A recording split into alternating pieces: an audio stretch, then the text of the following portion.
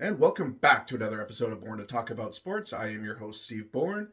Sorry I've been gone the last couple of weeks with the holiday season and went back to work. Shoulder's doing much better now. Thanks for all the people who were asking and wondering how much longer I'd be out. But yet, no, back to work. Shoulder's feeling fantastic.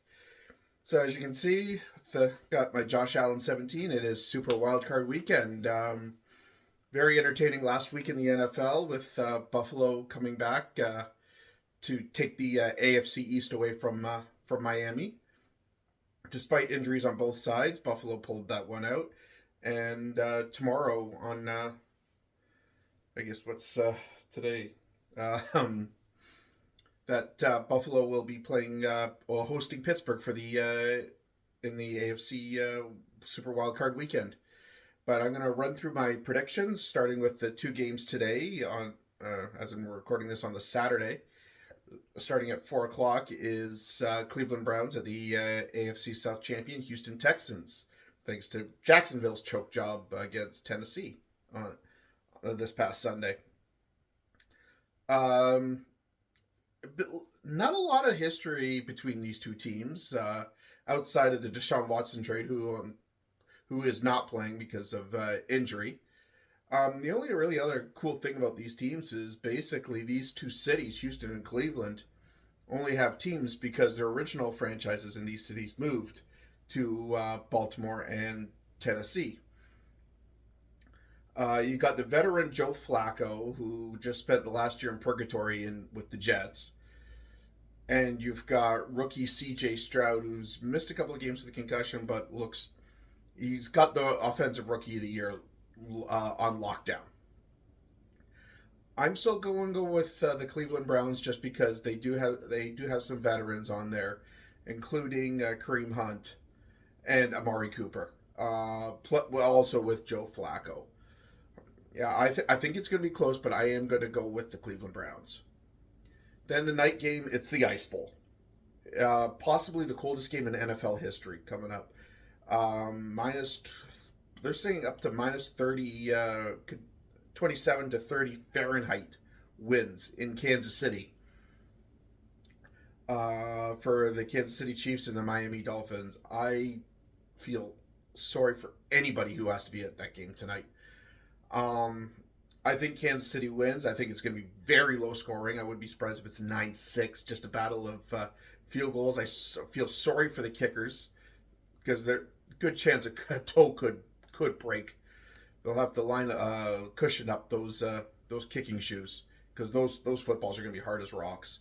I don't expect a lot of passing just because that guy's hands won't be able to catch them. And Mahomes and Tua, you're not going to get a good grip on something that's like pure ice. And with also your hands probably just shaking because of the cold. But I do think it's going to be a low scoring game. If anything, I think that benefits probably Kansas City a bit more, just because you don't have to worry about all the drops from Tony and everybody else in that receiving core. Um, Miami had their chance and they blew it against Buffalo. They got shelled by Baltimore the week before. I think Miami ends their season on a 3-game losing streak. Starting on Sunday, it is 1 o'clock. It looks like it's going to be a snow globe game, possibly between Pittsburgh and Baltimore, or Pittsburgh and Buffalo. Sorry. Um, Bills are going in 10-point favorites. I do think Buffalo wins. Depending on how the winds go, Josh has proven he can throw in the wind. Mason Rudolph, not so much. If Pittsburgh's going to have any chance, it's their ground game. They're going to have to run it right up the Bills' gut. Um, it's Buffalo has got an. I mean, we all know Josh Allen's aerial assaults to his own detriment sometimes, but um, you got James Cook. You got James Cook, Leonard Fournette. You've got Hardy as well in the backfield. Buffalo will be fine. Buffalo should win this quite easily. I don't know if they'll cover the 10, but Buffalo should win this easily. And then the other two games on Sunday are you got Dallas and Green Bay. That That'll be an interesting one. Dallas went undefeated at home this year. As a, I mean, I'm not. I've seen the weaknesses in the Cowboys game. If they go on, if they're remotely unprepared, they're in trouble. But like I said, Dallas is at home. This is Jordan Love's first ever playoff game. This is not Dak Prescott's first rodeo in the playoffs. I do think Dallas wins. I wouldn't be surprised if it's close just because Jordan Love has been able to surprise us this year. This is his first year as a starter. But yeah, I think Dallas pulls this one out.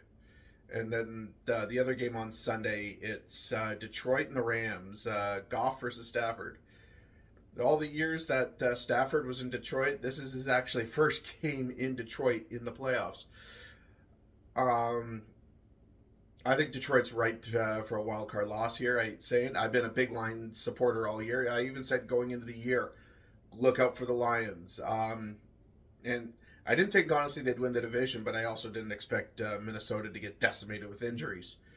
So, but I had Detroit going into the playoffs going in the beginning of the year, just because the way they ended last year, and they did ride the momentum. I mean, they pulled off the first week win over Kansas City, and they, outside of a few clunkers here and there, like the Thanksgiving Day game against Green Bay, they've been pretty much consistent. Dan Campbell, their head coach, is a riverboat gambler with whales the size of grapefruits. Um, and but I do think with the Rams with the playoff experience, you still have Darnold in the back in the on defense. You still have Cooper Kupp. You still have Matt Stafford, who's coming home. I don't want to say coming home, but going back to Detroit. So I do think the Rams win, but I think this one could be close. And then the Monday night game, Philly and Tampa in Tampa. It all depends with Philly's injuries. I mean, Jalen Hurts, AJ Brown both got injured in that last game of the year against the Giants, and then Baker Mayfield is basically all did with Tampa is keep them afloat to the point where they could win the division. Probably the worst division in the NFL, the NFC South. But I'm gonna say Philly wins, but I think it's close. If Brown and Hurts are healthy, I this could be a blowout. But the Hurts' finger did not look good on after he got injured on last Sunday. So not too sure, but I do think the Eagles find a way to pull this out. I mean, they went to the Super Bowl last year for a reason. I know they've stumbled down the stretch with only really one win in their last 4 or 5. So, but I do think the Eagles find a way to pull this game out. Like I said, it's been a few weeks since I've done one of these videos. The World Junior Hockey Championships have come and gone. Congratulations to Team USA. Well earned, hard fought tournament victory. Only had one really close scare the entire tournament, and that was that shootout win over Czechia, formerly known as the Czech Republic. The Swedes did the best they could on home ice, but the Americans were just too stacked. Probably biggest disappointment of the tournament was probably Canada losing to Czechia in the quarterfinals and finishing 5th overall in the tournament. Canada was not a favorite going into this. However, they were expected to at least get to the semifinals. Canada had the goaltending in the first period let them down, and then it was a fluke goal off a double deflection, 10 seconds left in regulation, after the team fought to come back. So, but again, it's a development tournament. It's not the World Championships. It's not a be-all and end-all tournament. The tournament's in Ottawa next year. Canada and USA are in the same group. Hopefully, the schedule makers do it right and make that the New Year's Eve highlight game. Being said, again, while I was gone, big trade in the NBA with R.J. Barrett, Emmanuel Quickley, and Detroit.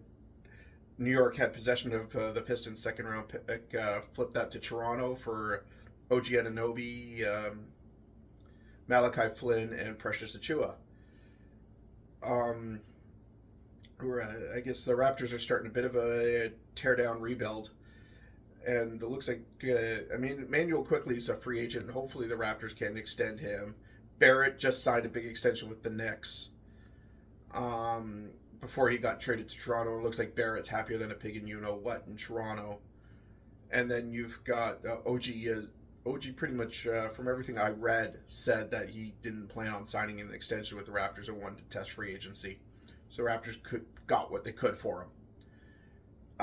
Reports are coming out that Pascal Siakam is the next one to be out of Toronto, and the Pacers and the Sixers are the top two teams rumored. Wait and see. There's not really a lot on the Sixers outside Maxey and Embiid that could entice the Raptors, unless it's just Raptors want first round picks. And some bench players, because the teardown is happening in Toronto. They've lost 4 or 5 straight now. This 6-game road trip, I think they went 1-5 on, including a very controversial loss to the Lakers. Raptors only shot 8 for 13 from the line that game, and we all know the Lakers had 23 free throws in the fourth quarter alone. It also just proves that Scotty Barnes just.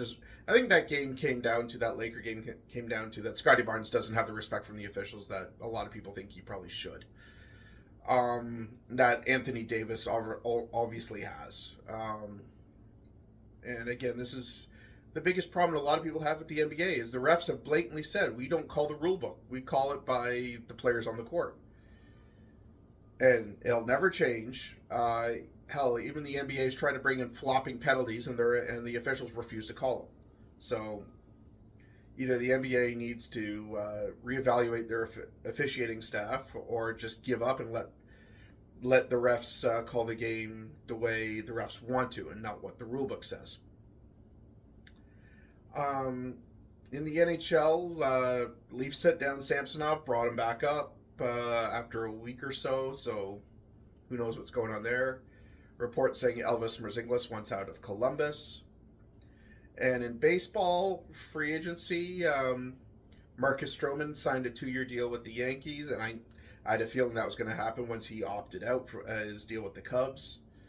And then former Blue Jay Jordan Hicks signed a 4-year deal with the San Francisco Giants, and guy throws 103 miles per hour, and they want to turn him into a starter. Ask Noah Syndergaard. Ask any flamethrower who tried to throw 100 miles per hour as a starter. Look how long that lasts. That'll last before his elbow becomes a ticking time bomb. 100. If you can throw 100 plus, you're not a starter. You're a reliever, because you're not going to last long. I mean, we've seen classic examples of that time after time after time.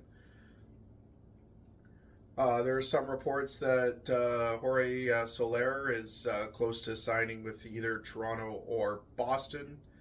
If he cares about winning, Toronto's obviously the better shot, because Boston is blowing it up. They just dumped Chris Sale for next to nothing to Atlanta. And right now, the only star player left on that team seems to be Devers, until he probably requests a trade soon.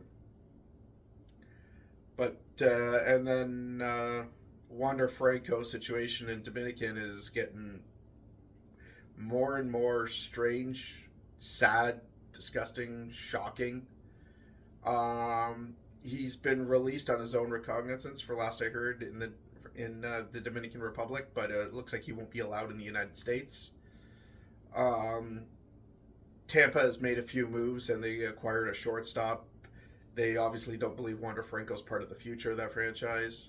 And I think I wouldn't be surprised right now if their lawyers are going over his contract with a fine-tooth comb to end his contract without having to pay him a dime. So that's just a bit of a wrap-up of what's going on since I've been gone, and my picks for NFL Super Wildcard Weekend.